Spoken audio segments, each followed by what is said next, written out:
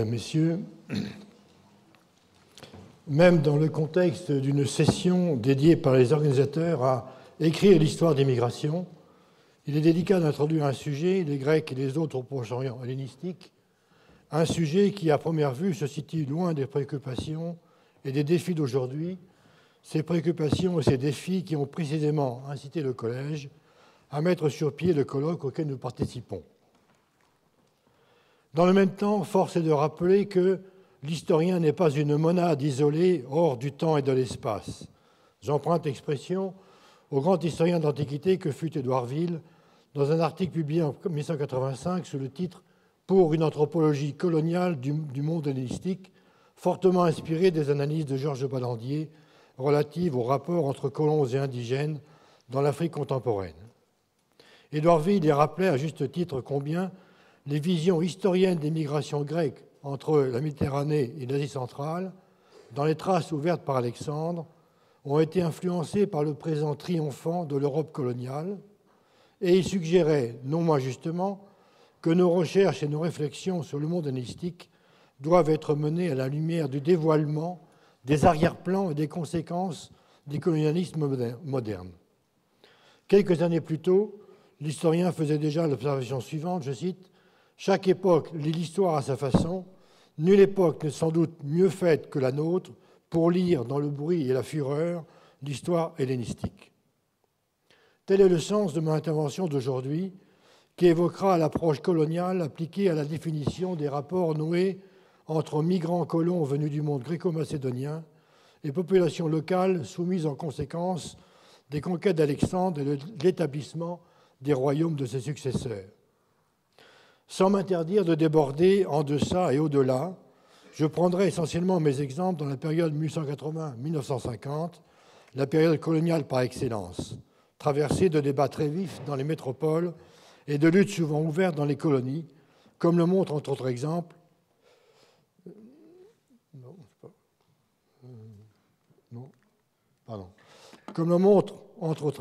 le livre que René Grousset publie en 1924 sous le titre « Le réveil de l'Asie », dont il définit ainsi le projet.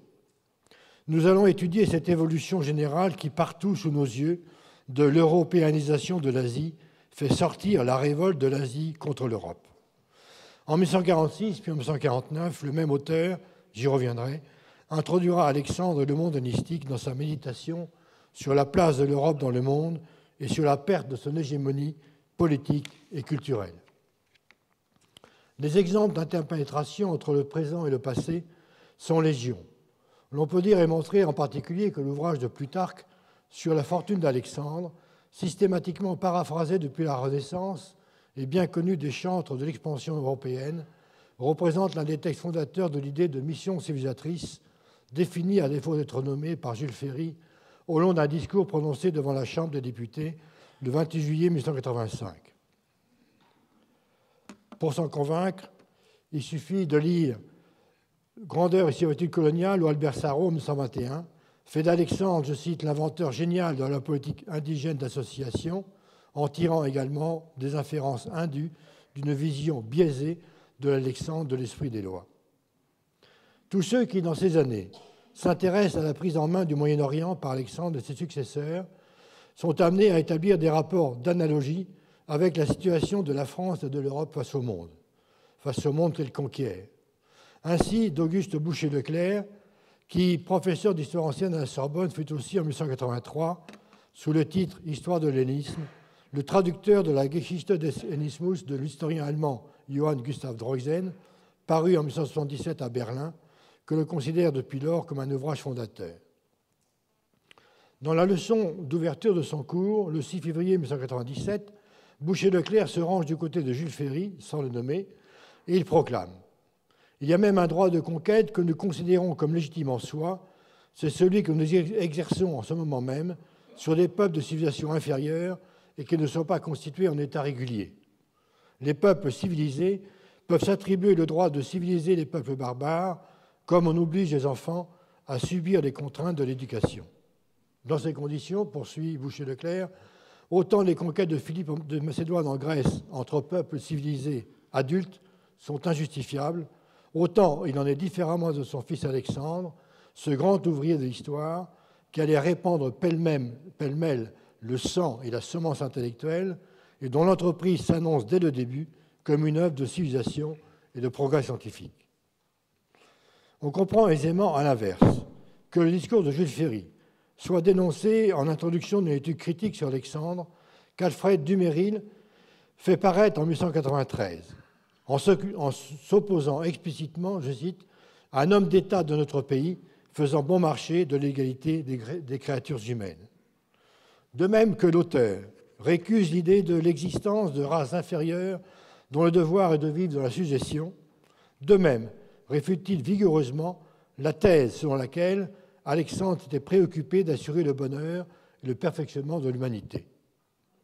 On comprend tout aussi bien que dans son Démosthène en 1926, Georges Clemenceau, qui avait marqué publiquement son opposition ferme et rigoureusement argumentée aux déclarations de Jules Ferry en juillet 1985 à la Chambre, que Clemenceau dénonce les conquérants en général qui font tuer les hommes quand le problème serait de leur apprendre à vivre, et Alexandre en particulier qui a mené, dans le désordre, des conquêtes sans fin, sans but déterminé, sans aucun profit pour quiconque. Dès le début des réflexions sur ce qu'il est convenu d'appeler la colonisation hellénistique, la pratique constante veut qu'elle soit menée au miroir du présent. J'emprunte l'expression à l'historien prussien Gustav Droysen, qui, s'exprimant depuis un pays européen, la Prusse, sans engagement colonial, soulignait que, de son point de vue, la colonisation hellénistique n'a pas simplement un intérêt scientifique, elle est d'autant plus importante pour l'une des tâches les plus grandioses du temps présent. Et Droysen, à ce point, d'évoquer le tableau des désolantes monstruosités dues au système de colonisation où se sont essayées depuis 3 siècles les nations chrétiennes de l'Europe. Depuis l'Antiquité, un aspect d'immigration-colonisation hellénistique a suscité des polémiques très actives, à savoir la nature et l'évolution des rapports noués, de gré ou de force, entre ceux que naguère on dénommait génériquement les peuples indigènes et les colons européens venus en migrants conquérants s'installer et faire souche entre Nil et Sirdaria. Dans le même ouvrage, Droysen avait donné son point de vue avec assurance en opposant à la colonisation de l'Europe moderne le système réellement grandiose dont le fondateur, Alexandre, partait de la suppression de toute différence entre vainqueurs et vaincus, du principe de l'égalisation et de la fusion effective. Les discussions ne cessèrent jamais. Tout au long de la première moitié du XXe siècle, on en vint régulièrement à chercher, dans la colonisation hellénistique, des enseignements pour comprendre le présent des colonies européennes en Afrique et en Asie, et des indices pour scruter leur avenir. La question angoissée étant toujours la même, celle de l'obéissance des peuples colonisés en lien avec leur européanisation, voulue ou fantasmée, au contact des Grecs ayant émigré dans les pays du Moyen-Orient et y formant une couche dominante mais minoritaire. À défaut de la fusion rêvée par Droysen ou de l'assimilation prônée par d'autres, l'européanisation de l'indigène était-elle imaginable, même en miroir de ce qu'on dénommait alors couramment l'hellénisation de l'Orient, titre que l'on trouvait en tête d'innombrables livres et articles. Tel fut le problème le plus fréquemment abordé par les historiens du monde hellénistique, eux-mêmes plongés dans le monde impérial de leur temps et dans ses contradictions. On constate aisément que dans le détail des argumentations et dans le choix de vocabulaire, les deux mondes impériaux se superposent au point de se confondre dans une même interrogation. Au regard de ce que beaucoup considèrent comme étant l'échec de l'hellénisation de l'Orient, est-il raisonnable de croire à la survie du monde impérial de l'Europe présente, une survie qui ne peut être envisagée sans l'établissement durable de rapports harmonieux ou du moins pacifiés entre les migrants conquérants et les colonisés indigènes? C'est là une interrogation qui traverse toute la réflexion sur le sujet. Une crainte fut constamment exprimée par les historiens et par les autres. Les colons grecs installés en Orient restaient-ils grecs ou ne furent-ils pas plutôt plus ou moins rapidement asiatisés? Déjà présente dans les écrits du XVIIIe siècle, par exemple chez l'abbé Mably, dénonçant en 1749 la vision développée l'année précédente par Montesquieu au livre 10 de l'Esprit des lois, une réponse fut donnée avec beaucoup d'assurance par l'historien allemand Georg Niebuhr dans les cours qu'il donna à l'université de Bonn en 1829-1830. Très hostile aux Asiates de son temps comme à ceux d'Antiquité, Nibour estime que les Grecs furent soumis à une orientalisation progressive. De son point de vue, les colonies grecques en Orient furent rapidement menacées de disparition, telles des îles au milieu d'un océan barbare. Pour reprendre un texte de l'historien romain Tite-Live, qui fut si souvent cité hors contexte dans ce cadre, je cite, « Les Macédoniens qui habitent Alexandrie d'Égypte, Séleucie ou Babylone, et les colonies éparses à travers le monde ont dégénéré en Syriens, en Parthes, en Égyptiens. » Déjà utilisé par l'historien écossais John Gillis en 1786, l'image de la dégénérescence allait faire des ravages chez les analystes de la section coloniale du présent, vue à la lumière du passé hellénistique. Qui plus est, poursuit Nibour, très critique vis-à-vis de la politique du conquérant macédonien, l'orientalisation menaça les métropoles, car, je le cite à nouveau, l'intention d'Alexandre n'était pas d'helléniser l'Asie, mais de persianiser la Grèce. Quelques années plus tard, en 1856, l'historien britannique George Grote reprit la même image ainsi exprimée. Au lieu d'helléniser l'Asie, Alexandre tendit à asiatiser la Macédoine et les Lades. Dans ces mêmes années, le comte de Gobineau, dans l'essai sur l'inégalité des races humaines en 1853-55, puis dans son Histoire des Perses en 1869, développe la thèse raciale selon laquelle, je cite, « le sang sémitique engloutissait tout, Marathon et Salamine s'effaçaient sous les vénéneux triomphes d'Arbel et d'Issos. Si bien qu'après Alexandre, je cite toujours Gobineau, les usages et les idées asiatiques s'étendirent jusqu'aux pays illyrien. La politique fut syrienne dans les pays de Thémistocle et de Pausanias. » On le voit. Au-delà du phénomène de la conquête coloniale, ce qui était en débat, c'était la possibilité de contacts et d'échanges fructueux entre deux entités dénommées génériquement Orient et Occident, thème d'innombrables livres et articles. Les issues possibles de la discussion étaient limitées à une alternative. Ou bien l'Occident, ici la Grèce, l'emporte, on parle alors d'hellénisation ou d'européanisation, ou bien l'Occident est victime d'une dégénérescence causée par l'Orient, ici la Syrie et la Babylonie, on parle alors d'orientalisation ou d'asiatisation. Seul Droysen avait réellement milité en faveur de l'image d'une fusion entre Orient et Occident, une fusion qui, selon lui, s'accomplit pleinement dans la naissance du christianisme. Malgré le renom et le prestige de son œuvre, et malgré une admiration quasi générale pour Alexandre l'Européen, les thèses droyséniennes, sans disparaître, cédèrent du terrain devant la thèse de l'asiatisation-orientalisation défendue par Nibour, par Grote et par tant d'autres. Le même débat parcourt la littérature spécialisée dans la première moitié du XXe siècle, dans une période où il fut nourri également par les résultats des premières fouilles menées sur le site de colonies grecques au Proche-Orient. On pense plus particulièrement à Doura Europos sur l'Euphrate, dans l'actuelle Syrie. En 1926, l'archéologue belge Frans Cumont publia le résultat des fouilles qui avait conduites en 1922-23. Le livre est dédié aux officiers et sous-officiers et soldats du Levant dont le concours a assuré l'exploration archéologique. Partant de l'abondante documentation épigraphique et iconographique déjà recueillie sur le site, Cumont veut mettre en évidence les raisons de ce qu'il dénomme une décomposition intérieure. À cette fin, il avance l'idée d'un afflux constant de sang indigène qui métissait de plus en plus les vieilles familles macédoniennes. En reprenant, sans le dire, une expression inventée par Nibour presque un siècle auparavant, il estime que les colonies macédoniennes étaient des îlots européens perdus dans l'océan asiatique et qu'elles ont cherché à se prémunir contre le danger d'être submergées par le flux des halogènes qui les entouraient. Tel est exprimé le fantasme colonial. La crainte de la submersion, c'est pourquoi Nibour avait jugé sévèrement Alexandre.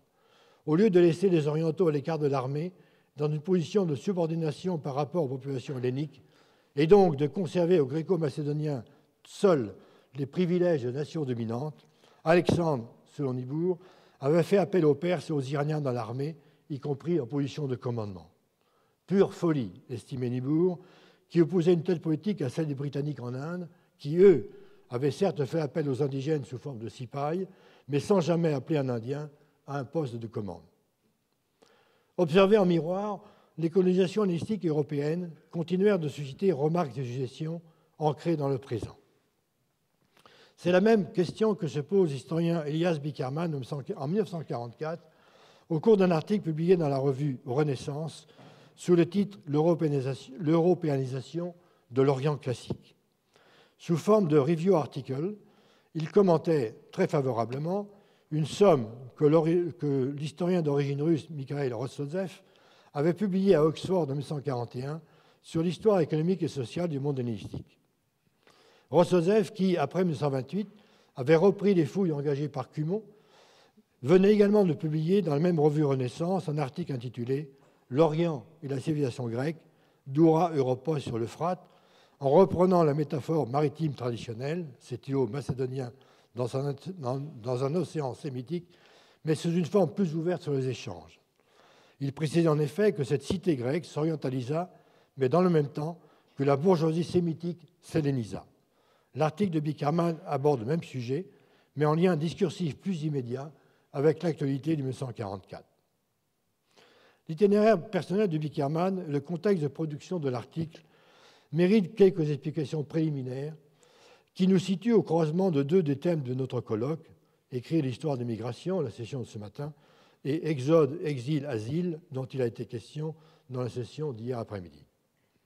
Né à Kitchinev en Ukraine en 1997, Bickerman en effet n'a cessé d'aller d'exil en exil à la suite de celui qui avait été son professeur à Saint-Pétersbourg, à savoir Mikhail Rossozev. Celui-ci avait gagné l'Europe occidentale après 1917, puis avait obtenu des positions académiques aux États-Unis, à Madison, puis à Yale. Bickerman, quant à lui, quitta l'URSS en 1921 et s'installa en France, à Berlin, avant, en 1933, de devoir gagner la France, où il obtint un poste de chargé de cours à l'école pratique des hautes études et où il publia en 1938 un volume qui reste une référence sur le royaume séleucide. En 1942, les lois anti-juives de Vichy le contraignirent à nouveau à l'exil vers les États-Unis.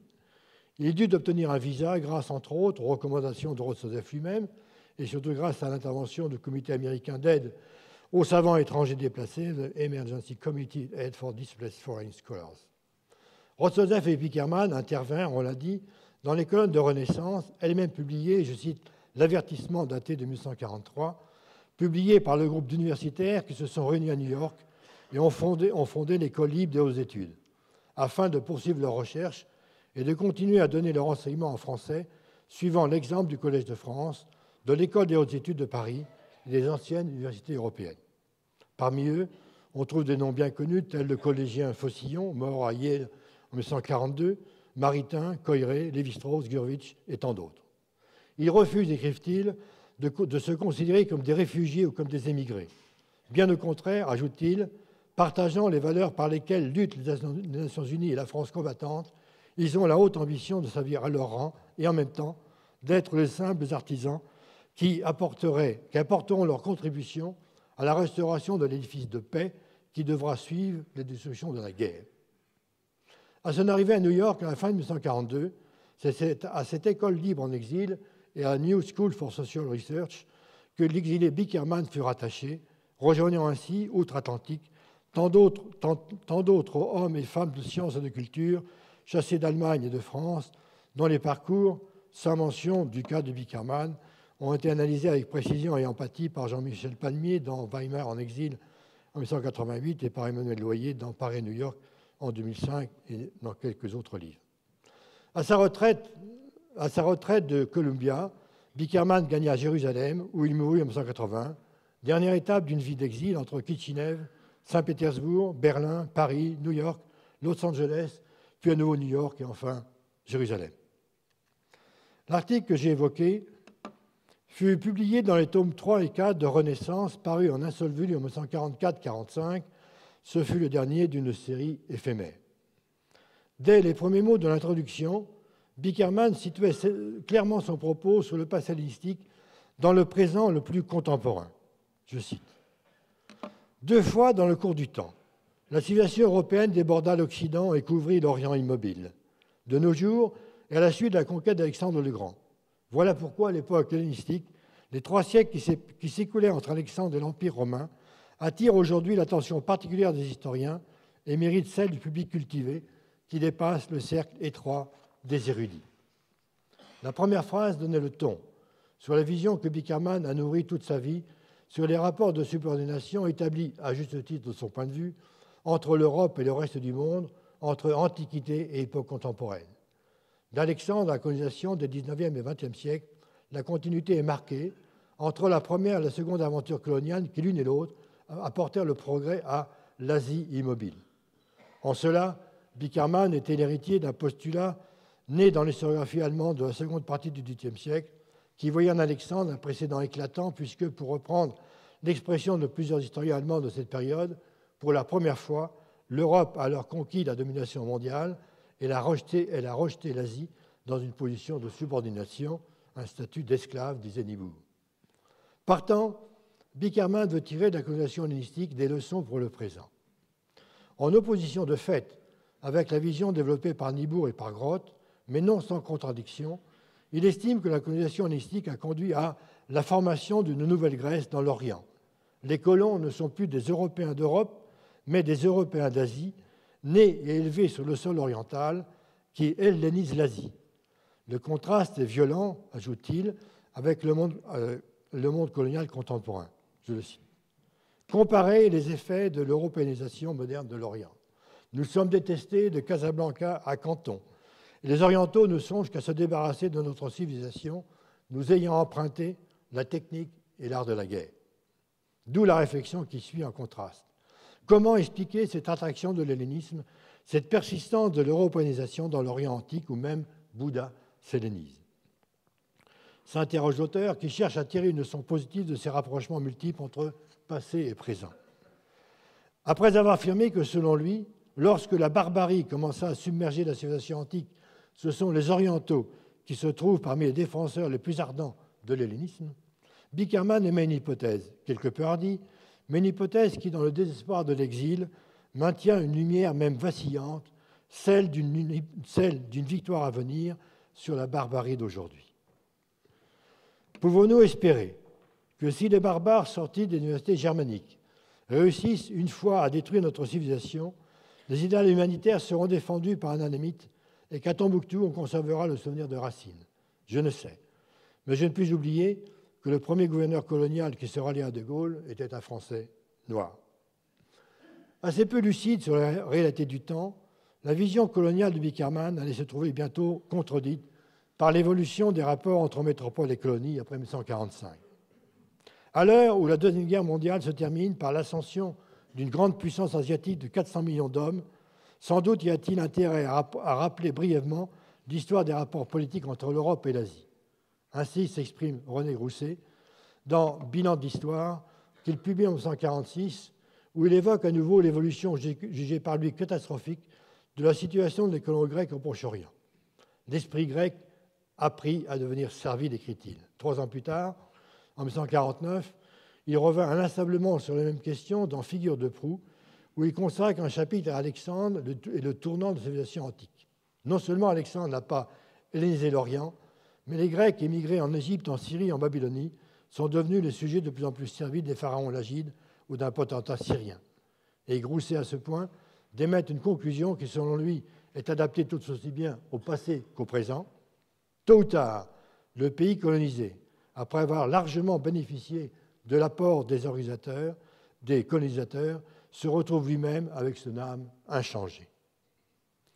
Une vision tout aussi pessimiste, faite de beaucoup de frustration, est proposée en 1949-50 par un spécialiste d'histoire de l'Antiquité, Marcel Launay, dans ses recherches sur les armées hellénistiques, un livre dont l'auteur avait remis un manuscrit à l'éditeur en 1946 et qu'il avait élaboré dans les 10 années précédentes. Sa vision est exprimée avec des mots et des expressions teintés d'un tranquille racisme colonial ordinaire, dont l'auteur n'est pas seul alors à postuler l'évidence, dans le sillage des thèses présentées par Léopold de Saussure, Gustave Le Bon, Jules Armand et quelques autres.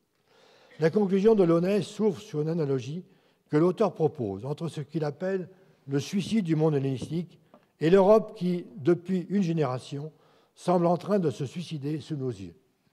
L'auteur souligne ce qu'il croit distinguer comme étant la disparition des Européens de la documentation hellénistique, qui se propose d'expliquer sous la forme d'une alternative dont chacun des termes incite au pessimisme qui l'a construit. Je cite. Ou les Européens ne sont pas doués pour proliférer sous des climats trop chauds, ou les unions inévitables avec les orientales diluent ou effacent peu à peu les qualités propres de la race et de la culture et jusqu'à la conscience ethnique. On assiste, commente Launay, à un recul général de l'activité et un alanguissement des individus et de la race, ce que Franz Cumont en 1926 dénommait l'altération de la race dominante. C'est la revanche de l'Orient vaincu, estime enfin Launay dans une formule qui rassemble tout, y compris une condamnation portée contre les multiples métissages auxquels furent contraints les Européens. Il est vrai, pour reprendre les mots de notre historien, que les Européens d'Asie sont atteints d'un mal physiologique, car ils sont fixés sous un ciel plus chaud, d'un type à demi colonial déjà. Tout est dit. Au moment où Bickerman écrit son article et où Launay rédige le sien, son livre, les historiens de l'Antiquité dans l'Allemagne nazie donnent également leur point de vue, déterminé par la certitude exprimée dans Mein Kampf, selon laquelle, je cite, « l'histoire établit avec une effroyable évidence que lorsque l'Arien a mélangé son sang avec celui des peuples inférieurs, le résultat de ce métissage a été la ruine du peuple civilisateur. » Dans la suite d'une discussion qui avait été très active dans l'Allemagne wilhelmienne et weimarienne, les historiens d'Alexandre, ralliés au nouveau régime avec armes et bagages, n'eurent aucun mal à s'adapter à la théorie raciste dont ils devinrent des propagandistes zélés. J'évoquerai un seul exemple, celui de l'historien autrichien Fritz Schachenmeier, membre du parti nazi et alors professeur à Graz, en Autriche. Il publie en 1944 un livre sur les rapports entre les Indo-Germains et l'Orient.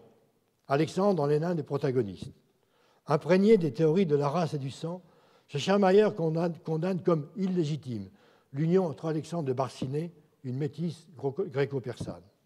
Renchérissant sur un autre historien nazi, Helmut Berg, qui en 1938 justifiait les mariages mixtes irano-macédoniens au motif que les uns et les autres étaient des Nordiques, Schachenmeier observe que si l'alliance de sang entre Macédoniens et Perses n'était certes pas la chose la pire, c'était néanmoins, écrit-il, le premier risque d'abâtardissement qui entraîna le sacrilège biologique, soit la levantinisation du monde habité, autrement dit, un métissage à l'échelle mondiale.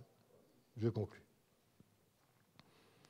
Aucun historien des rapports interculturels dans le monde hellénistique ne songerait aujourd'hui à reprendre, même en partie, les explications avancées de manière contradictoire par Bickerman ou par Launay, encore moins celles avancées par Schachenmeier dans son ouvrage de 1944. Les raisons en sont limpides. Non seulement les découvertes archéologiques et les publications épigraphiques ont induit des avancées documentaires décisives, mais également, et d'abord, les bouleversements créés par la Seconde Guerre mondiale, la mise en évidence des massacres de masse perpétrés au nom de théories racistes, la décolonisation et l'émergence de ce qu'on allait bientôt nommer le tiers-monde ont totalement modifié le regard porté sur Alexandre et sur la conquête macédonienne. Au demeurant, dès 1952, dans un compte-rendu détaillé, le grand historien d'Antiquité que fut André Aimard contesta très fermement les postulats de Launay et les interprétations subséquentes jugées par lui pour le moins discutables. Néanmoins, bien que centrée sur une période révolue, mon intervention ne relève pas simplement d'une archéologie coloniale des constructions interprétatives, avec lesquelles notre temps n'entretiendrait plus aucun rapport de connivence. Lorsqu'on relit, comme je viens de le faire devant vous, certaines des analyses historiennes d'avant 1950 portant sur la colonisation hellénistique et sur les rapports entre colons et colonisés, on ne peut s'empêcher d'observer que les mots et les images alors utilisés ne nous sont pas étrangers. Ce qu'expriment fondamentalement des expressions comme la marée indigène ou les îlots européens perdus dans l'océan asiatique et menacés de submersion, c'est ce que j'appellerais volontiers la grande peur du métissage et le refus de cohabiter avec l'autre, plus encore de se mélanger avec lui, car le risque de la dégénérescence culturelle, voire ethnique, serait là. Il n'est pas difficile d'observer, hélas, que les dites expressions restent des éléments constitutifs du vocabulaire de celles et de ceux qui, aujourd'hui, voudraient nous dresser les uns contre les autres. Merci.